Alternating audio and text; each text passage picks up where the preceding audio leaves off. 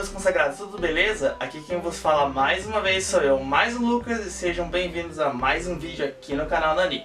Bom, antes de começar o conteúdo do canal exatamente, eu quero dizer o porquê que eu escolhi Nani como nome do canal. Basicamente, Nani, para quem acompanha bastante, para quem acompanha pouco, é uma referência clara para animes. Por quê? Porque é uma expressão de surpresa, então todo personagem quando você escuta, como é que eu posso dizer? Na versão original, quando você escuta ele falando em japonês, quando ele tem uma expressão de surpresa, ou quando alguém xinga a mãe dele, alguma coisa assim, ele olha e fala Nani, né? Ou Nani! Então, dependendo da entonação, você vai entender, dependendo do contexto, qual é o motivo de surpresa. Por que então Nani? Porque o meu canal também fala de animes e jogos. Animes e jogos. Você pensa, tá, mas o Nani é uma referência clara a animes, então você também fala de jogos? Nani? Então, tipo, é uma brincadeira, sei que é uma brincadeira meio, oh, nossa, que brincadeira bosta. Mas é uma brincadeira que eu quis fazer, né, com a ideia do que a gente vai fazer aqui no canal. Então trazer bastante questão dessas coisas. Então trazer pra vocês essa questão das curiosidades, tudo que envolve algumas coisas que estão dentro da inspiração de quem criou, né, que estão ali no pessoal. Vou dar um exemplo aqui. Puta, mas se eu der exemplo, eu dei spoiler, né?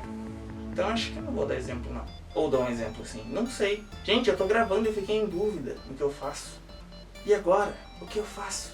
Não sei.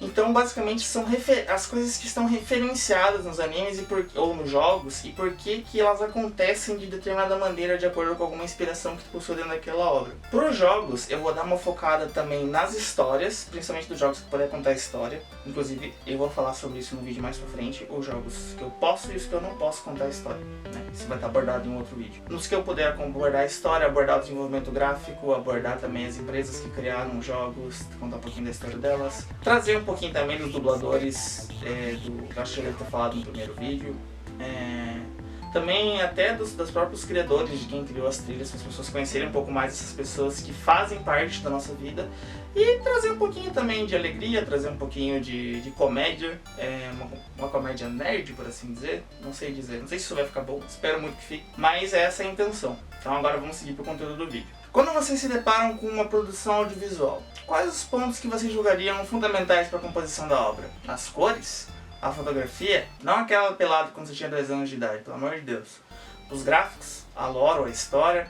A trilha sonora? Todas elas são fundamentais para a construção de algo que prenda e que faz você querer consumir mais daquilo. Então hoje eu quero trazer um pouquinho para vocês sobre a importância das soundtracks, quais são os elementos e como a composição de uma soundtrack bem feita faz total diferença para a composição e para uma imersão completa dentro de qualquer obra, seja jogo, seja anime, seja, enfim, qualquer produção audiovisual. Mas vocês sabem quais são as partes que compõem o áudio dentro dos animes, jogos e afins? A primeira parte dessa engenharia de som por trás das composições é o background. O background ele consiste naquela camada sonora de fundo que você não sabe definir exatamente de onde vem o som. Por exemplo, quando várias pessoas conversam no restaurante, uma porta rachando em um canto da casa, ou meu coração é pura maldade.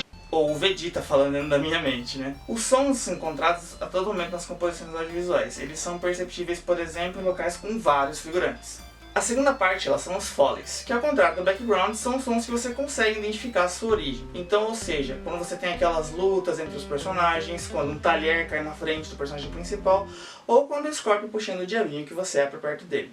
Os foleys, assim como os backgrounds, estão presentes em todo o conteúdo da obra. Eles são bem fáceis de se identificar, Idiota! Cala a boca!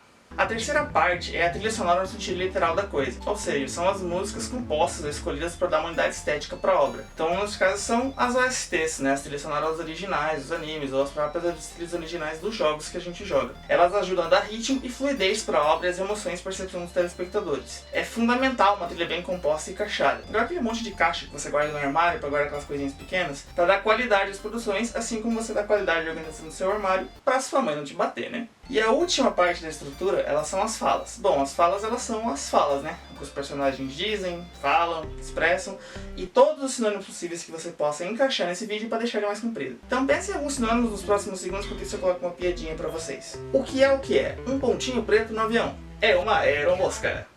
Piada bosta detectada. As trilhas sonoras em obras e películas audiovisuais, elas existem desde o século XIX. Elas são exibidas geralmente com acompanhamento de orquestras ou pianos, principalmente, né? Principalmente na época do cinema mudo, porque era quando os únicos sons produzidos eram os acordes trocados ou por um pianista ou por vários instrumentistas, é foda, né? Instrumentistas de uma orquestra. Então as trilhas possuem um conjunto de signos que dentro de um sistema de sons trazem uma certa quantidade de informação para quem ouve. Em certos momentos, quando se conhece um padrão ou determinado conjunto, ou seja, por exemplo, quando você se conhece os 12 elementos as 12 notas musicais de uma escala, a quantidade de informação torna-se cada vez menor, porque ela se torna algo que já não quebra a expectativa sua em nenhum momento. Ou seja, a quebra de expectativa e a presença de informação para quem ouve uma trilha, principalmente em produções originais, quando elas são bem vinculadas à imagem, ela gera prisão da atenção do espectador e elas marcam esses do seu subconsciente de maneira positiva. Caso seja uma trilha em que a informação nova seja gerada, seja muito divergente do que contém o audiovisual, ela tende a funcionar de algumas maneiras. Ela pode funcionar de uma maneira cômica ou marcar os espectadores de maneira negativa, ou, por exemplo, vincular muito fortemente a imagem a um personagem. Então, por exemplo, quando você já sabe o que vai... Como é que eu posso dizer? Quando um personagem aparece e toca a trilha sonora dele, você já sabe o que vai acontecer, você já sabe o tipo de cena que pode acontecer. E eu vou dar uns exemplos daqui a pouquinho. Mas então, afinal, qual que é a importância de tudo isso junto? A trilha sonora é um recurso fundamental para qualquer obra audiovisual. Ela é um elemento que dá ritmo para a obra, é um elemento que faz com que você se emocione, com que você se empolgue, que você fique triste. Então a música certa, no momento da construção da narrativa, da composição do cenário junto com o personagem, ela faz com que você, igual como eu falei há alguns segundos atrás no vídeo, né? Ela sabe que tipo de cena você vai rolar. Então agora eu vou colocar alguns exemplos aqui para que vocês entendam melhor do que eu tô falando. Quando toca essa música aqui, você já sabe que vai rolar uma super cena em One Piece. Eu acho que meu braço cortou, mas não tem problema, o importante é que vocês tenham entendido o que eu quero dizer. Ou, por exemplo, quando vocês veem uma cena entre o Light e o L, por exemplo, em Death Note.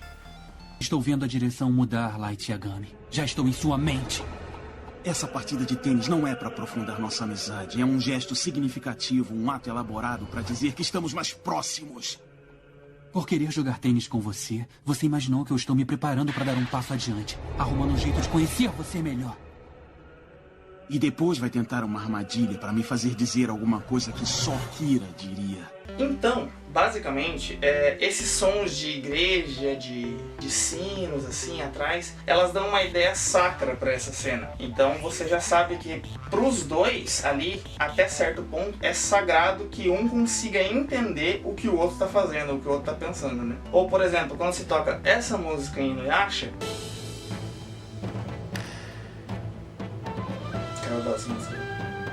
você já sabe que o Inuyasha ele vai conseguir fazer alguma coisa em algum momento e ele vai, né, ou ele vai conseguir usar a Tessaiga de uma maneira diferente, que ele vai conseguir bolar um plano para lidar com uma determinada situação dentro da obra. Ou, por exemplo, quando vocês escutam essa música,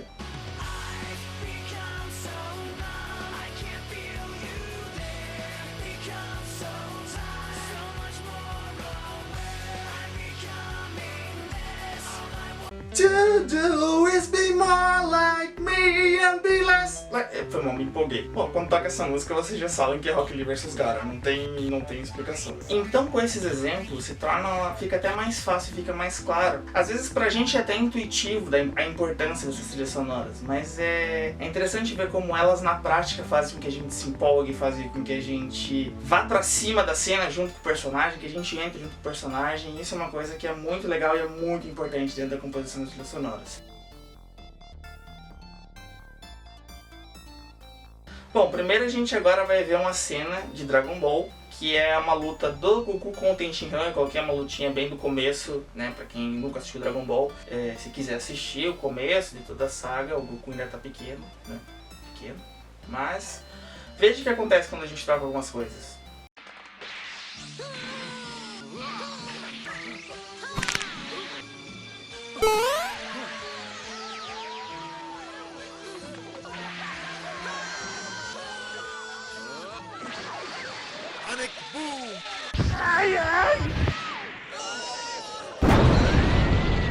Nessa próxima cena também eu troquei alguns sons e alguns foleys da trilha da cena da luta do Genos contra o Saitama, que na verdade não é bem uma luta, ou é uma luta. Vou deixar que vocês decidam. Escrevam nos comentários se isso é uma luta, se não é uma luta. Mas eu vou trocar alguns sons pra vocês verem como isso faz diferença. De quando você conhece, ainda mais pra quem já viu o episódio, sabe como é a cena original e como é a cena adulterada. Holy shit!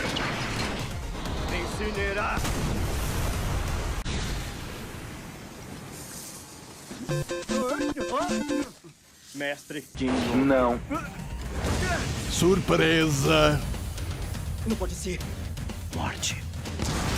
His name is John C. Eu tô longe disso. Então eu vou deixar uma questão pra vocês responderem nos comentários. Por que quando a gente assiste uma cena de novo, que a gente já sabe a trilha, que a gente já sabe o que vai acontecer, por que a gente se emociona de novo? Vocês conseguem responder essa? Bom, meus consagrados, esse foi o primeiro vídeo de conteúdo do canal. Eu espero muito que vocês tenham gostado. Por favor, tragam sugestões pra mim, pra gente melhorar sempre o canal, seja positiva ou negativa. Se você gostou, já deixa o like. Se você não gostou, já deixa o like, porque o dislike nem tá aparecendo mais, então ajuda o tio aqui, ajuda o tio a fazer o Nani crescer bastante, compartilha com mãe, pai, cachorro, gato. Aí você fala, mas poxa vida, Lucas, eles não gostam de o anime, eles não entendem o porquê que eu gosto disso. Mostra o canal pra eles que eles vão entender um pouquinho mais do porquê que vocês estão querendo ficar sempre por dentro, e que vocês se empolgam, e porquê que vocês ficam às vezes horas vendo Netflix, horas vendo Crunchyroll, e horas lendo mangás, e horas jogando jogos. Então é isso, meus consagrados, até o próximo vídeo.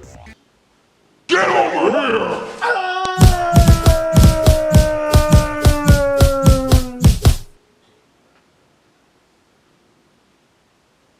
Scorpion wins. Fatality.